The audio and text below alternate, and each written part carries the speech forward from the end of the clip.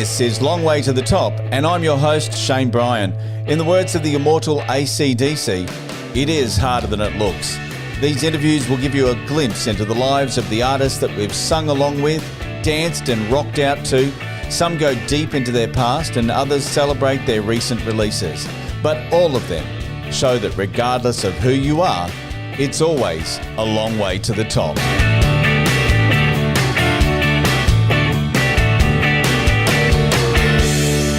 Welcome to Long Way to the Top. Last year I had the opportunity to chat with Doug Aldrich, US guitarist for Whitesnake, Dio, and at the time he was promoting his new release with supergroup The Dead Daisies.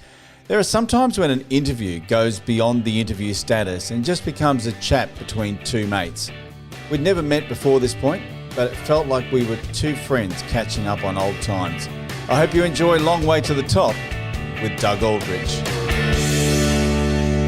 Doug Aldrich, thanks for joining me today. Shane, thanks for having me. I really appreciate it. It's great to be here this morning. How are you today? Yeah, good, mate. Good. How are you? I'm doing good. It's nice to be home on a break here for a bit, and the album's out today in Australia, so all good. I've been listening to it, and it's fantastic. I've actually been listening to it for the last week. So okay, cool. Yeah, it's brilliant. Are you happy with it? Yeah, no, I think it's great. Yeah, I think it's cool. Sensational. I guess just from like a sound perspective, it's good to hear like such a full-bodied sound, and especially on the vinyl as well. So that's cool. that's Ben Gross. Ben Gross really put his stamp on this. I mean, he really wanted to. I think with Holy Ground, he did it to an extent, but this album we did it in LA. So he's at he has two studios in LA, and he really had all his toys, and he knew the sound in his head that he wanted. Yeah, and it really comes through. It really comes through. I think so too. I think it's very thick. It's there's a lot of little ear candy things that make it so it keeps it fresh. But he helped us with the some arrangements, and he definitely pushed me on some melodies, and I'm sure he did the same with Glenn, so it was good.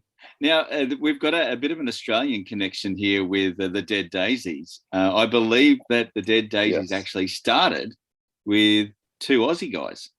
That's right, John Stevens and David Lowy, and Australia's finest got together, wrote some songs.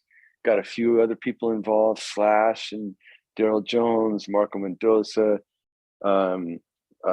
Richard Fortas, Dizzy Reed, and eventually John Corabi, and then Brian Tishy, myself.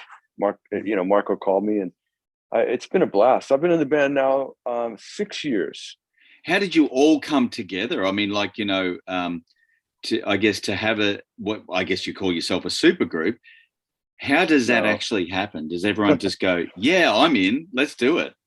Well, we're more of a soup group. We all enjoy soup very much. We all have been friends for a long time. And so you have to, when you're with people like when I'm hanging out with people like Brian Tishy and Glenn Hughes and David Lowy, I would check my ego at the door and just look at these guys as my friends and just want to do my best. And that's, I think, how we all kind of try to do it. But it came together for me when 2015, it's a small world because I had been working in Whitesnake until 2014, and I had to take some time off for family and kind of step out of that thing. And I was ready to get busy again. And Glenn Hughes called me and said, let's go on the road as a trio. He says, I haven't done that. I need a guitar player I can trust. My guy's busy. And so I was like, yeah, let's do it. And eventually the Dead Daisies were calling me a few times about filling in, but I had stuff with Glenn. I couldn't do it. And eventually at the end of the year of 2015, they said, don't tell anybody, but Guns N' Roses is getting back together, and Richard Fortas and Dizzy Reed are going back to Guns, and we want to know if you'd be interested in joining the band, making a record and touring and to support it. And I was like, are you kidding me? That sounds, and of course I knew Marco was in the band, Brian Tishy, and John Corabi, who I grew up with. We went to school together. And so I was like, absolutely. So I met David Lowy. David's salt of the earth, down to earth person, a fabulous, simplistic, honest guitar player. And we just all hit it off. We got together and wrote some songs, and that was in 2016, and now here we are in 2022. And I was going to say earlier, in dog years, that's a pretty good run. That is, in band yeah. years. That is. I've been a massive fan of your work, especially in Whitesnake and Dio, and I think that it's a real testament to the band to have all of these incredible musicians coming together to create music together, because you're usually out on the road on your own bands and doing your own thing, but to have that connection and everything just seems to really gel. We've got a lot of talent with these guys. I mean, I'm blessed to be with them. This album is, basically it was Glenn, myself, and David coming up with music and parts and riffs and stuff, and then Glenn finished it off. But Brian Tishy cannot be left out, because his input into each song made every song a better song. And it's he's a talented cat. I mean, he plays guitar, he sings, and he is pound for pound my favorite drummer I've ever worked with. He's just, and I mean, look, I've worked with, from Simon Phillips, Tommy Aldrich, Carmine Appice, Jason Bonham, Mickey D. I've done sessions with all these guys, play with them. They're all great, but Brian Tishy just brings me to another level, and he's amazing. He's gonna have to pay me for that tribute right there. Now, I want to have a bit of a chat about a few of the songs, but before I do, I've got to ask about the meta Daisies.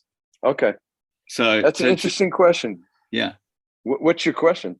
So, who came up with the idea of the meta Daisies? And so, it's obviously a digital version of the band.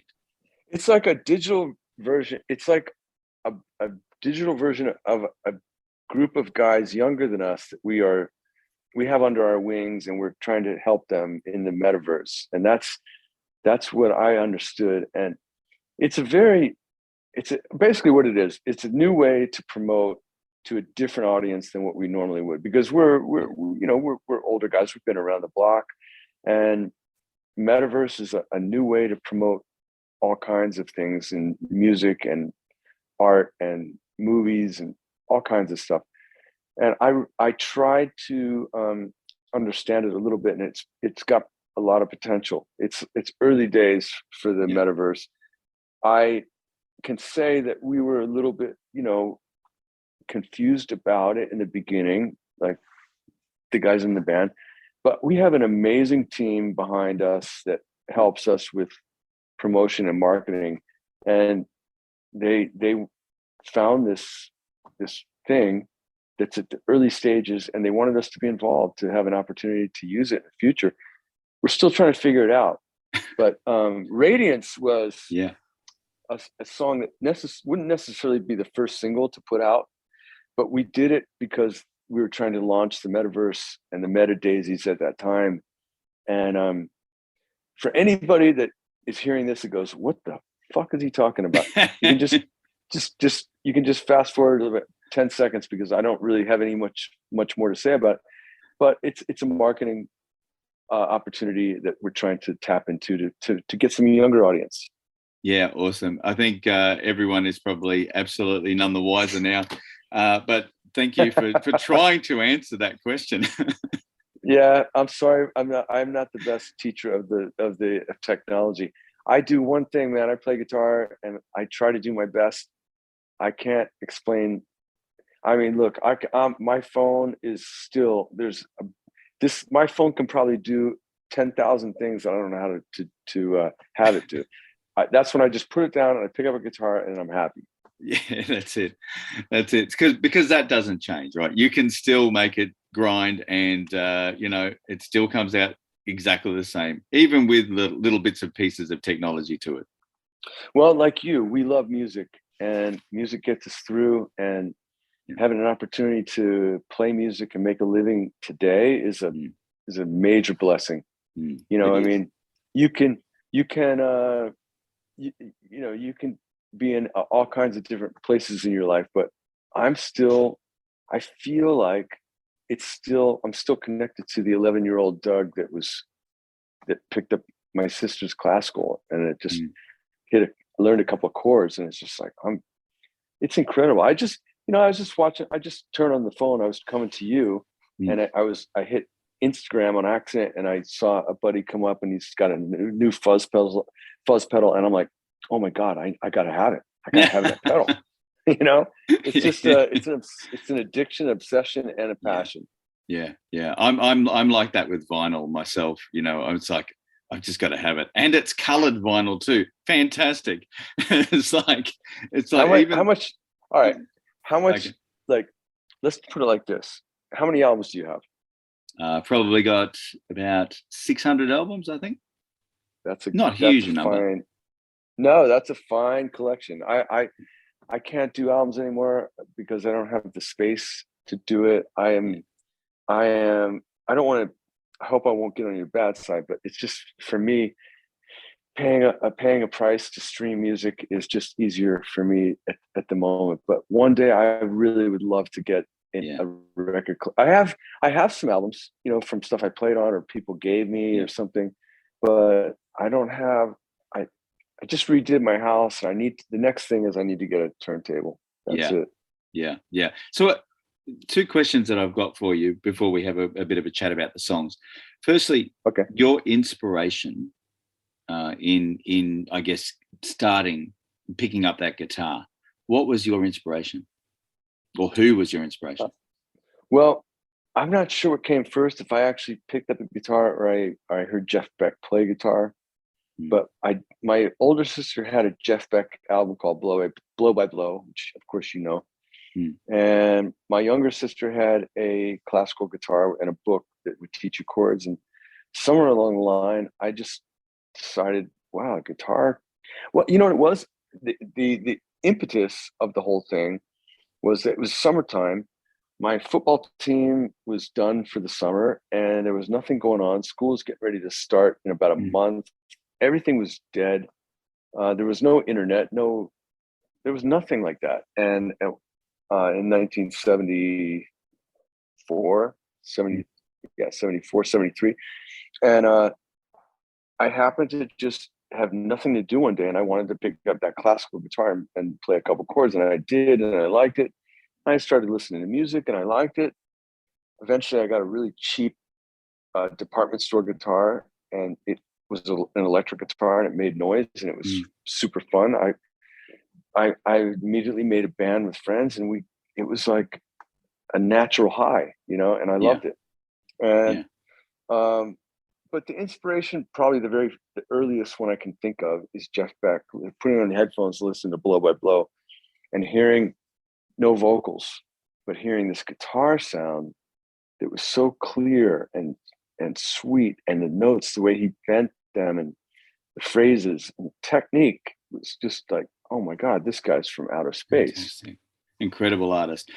So what are you listening to now? What's on your iPod, or, you know, because you haven't got a turntable? Well, I love the classics, the classic rock stuff. I mean, I was hanging with some friends last night, and I put on a Black Sabbath record with Ronnie James Dio, the Mob Rules record. I was talking about Sign of the Southern Cross to my friend is having a birthday party, and he goes, hey, at the party, would you be willing to play Heaven and Hell? We'll get some guys to do it. He goes, I want to sing it at my birthday party. I'm like, of course I'll do it. That'd be great. Yeah. And I go, but he goes, is that your favorite song to play? I go, well, that was cool, but there's a lot of songs. I mean, you look at the albums Ronnie did with Sabbath, and Sign of the Southern Cross was really cool, man. And the song Voodoo off of Mob Rules was also really cool. And I was playing it for him last night. So, I mean, I love listening to the classics, Sabbath, Van Halen, Zeppelin, Deep Purple, all that stuff. But then new stuff, like I'm driving. I picked up my daughter at school yesterday, and I'm listening to, like, Taylor Swift and Katy Perry, and her and her girlfriend are doing karaoke in the back seat. And I'm like, okay, I get it. It's catchy, but those are all chord progressions that the hard rock heavy metal bands have used. Yes. Those are, yeah. The chords are the same. It's just a different beat and different lyric and a different face, but so I listen to everything, to answer your question. Yeah. I wish, there's only 24 hours in the day. And if I was smart, I would, after we get done with this, I would sit down and make a schedule of my time management and work in an extra hour of music theory, music appreciation. Yeah. Like we used to have in school when I'm a bit older than you, but we had music appreciation in school when I was a kid, and you would discuss music and you'd have to study it a little bit. Yeah. And it's important. Yeah. Yeah, it is. It is. And I guess I'm spoilt being in a radio station. I hear it all day, every day. Sometimes it's not what I want to hear, but to go home and sit down and put on, your new album, Radiance. The other album I'm listening to at the moment is Ozzy Osbourne's Patient Number 9. Nice. Sit down and let me ask you this: what's your favorite track on that album so far? My favorite track so far is Parasite. Actually, who's on that? Not sure. It's okay. It might have been Zach. I think you know what? I think it is Zach. I think Zach's the support on that one. So I forgot the name of the tune because, of course, Patient Number 9, the title track is Beck with Jeff Beck. Yeah, that's really cool. But the one that I really love, and I forgot the name of it, is the one with Clapton. It's called One of Those Days.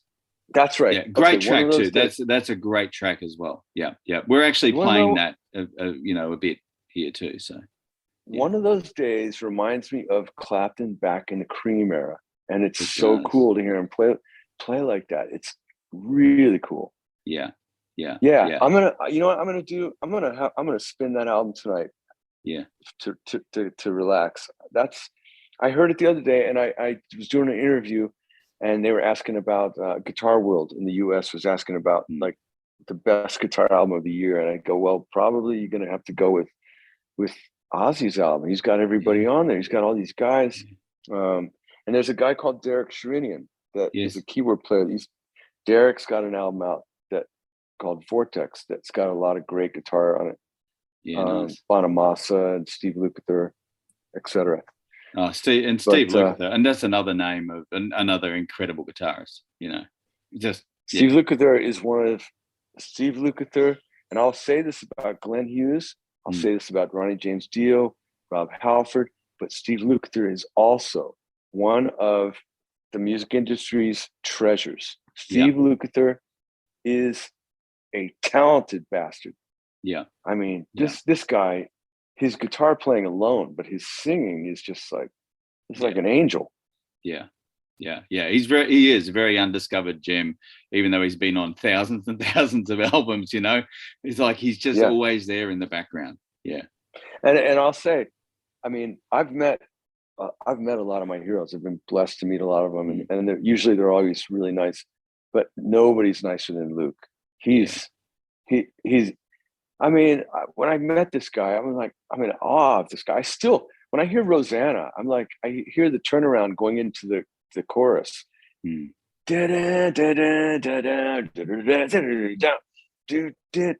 like, it's out of time somehow. I can't figure out what timing is. I always talk to myself. I know Luke. I mean, he's a friend now, but I've never asked him, like, can you just walk me through the timing of that turnaround? Because it just cripples my mind every time. Now we could talk about guitars all day. I want to have a chat about 3 of the songs on your album. So the first one's Shine On. If you can just give us a little bit of a rundown as to how that all came about. Okay, it came about in a very honest way. We were on tour last year, and David Lowy, is a very accomplished human. He is very successful in business. He's very successful in his hobbies that he likes to do, which is flying aircraft. I'm not going to say it's a hobby. I mean, it is a hobby because he doesn't get paid for it, but he has put the effort, he's put the time in. He did the road work, as they say in like, you know, boxing terms or whatever. You know, you got to put the road work in, bro. You can't go into the ring until you put the road work in.